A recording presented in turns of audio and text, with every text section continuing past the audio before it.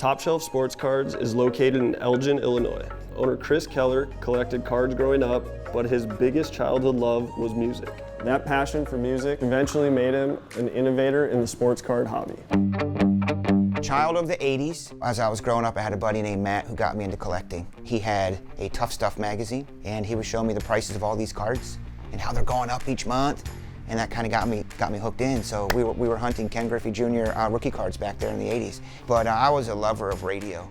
Top 40 radio in the 80s was something to behold. That was the only manner to get your information about pop culture stuff, music, concerts, television, movies. So I loved radio, and I was able to get my foot in the door at radio. Literally got my foot in the door, and that's how it all started. Keller's love of radio led to several on-air DJ gigs at stations, which led to a job at a DC independent promotion firm working for record companies, which transferred him to LA at the peak of modern rock. And so literally my job every night was to go out to these events, to these concerts, to these venues on the Sunset Strip, basically. But one that stands out the most, we had a good relationship with Warner Brothers, and they invited us out one night to see one of their new bands called Linkin Park.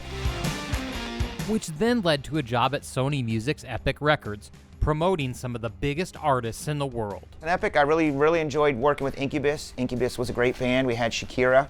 Shakira was a new artist on Epic. We took her around to the radio stations when she came to the States. Good Charlotte. Korn was on our label. Audio Slave, and I'm a big Rage Against the Machine fan, so here I am doing meet and greets with Audio Slave. Just a lot of surreal stuff. Post-music industry gigs in real estate and short sales eventually led Keller back to the hobby. So we're building our short sale business, and one night I'm going through my phone, because I'm a collector at heart. I still love cards, I still love sports, and I saw somebody opening up packs.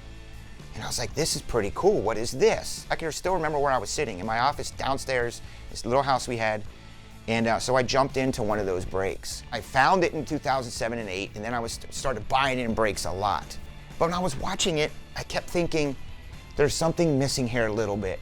There's some things that they're leaving on the table that could enhance this experience. So having a radio background, they're very promotionally involved. How can we get people to be passionate about our brands and have some entertainment value? And we started in the basement. And that's how it all began. This will be our 9th summer doing breaks. Wow! And we were kind of first. We would make our own packs back then and heat seal them and use those as prizes, adding in memorabilia. I found the wheel, the digital wheel that spins, 6-7 years ago. I hunted down and found that. So I'd have a break night, and I would say, tonight I'm going to win some prizes. And I'd put prizes on the wheel, and I would screenshot it and spin the wheel. And that's a common, today, that's what they do. I was always playing music. When a big hit would come up, I would play my big hit music and lead up to that. I had a covering for the hits so that nobody could see what they were. I had a branded one, and it looked like a superfractor, and I still have it to this day, that I would cover up the cards with and hold it and reveal it. So there's a lot of elements that we did back in the early days that today are just so common. In the course of time, 2-3 years into doing it in the basement, I had to get out of the basement because it just starts to get overflowed. I found my first place after maybe 3.5 years of being in the basement. And I came here to get my car done one day. I walked down here and saw a sign in the window for lease. And I looked in, I said, uh-oh, I think I like this place. Look at the floors. Look, it's open. I can see it. This is our 3rd summer here in this location. We do live events. That's probably one of the most fun things, is doing live events here with the people and the kids and giving out free packs and pack wars, box wars. It's engaging with the community. So I love the promotional element of it.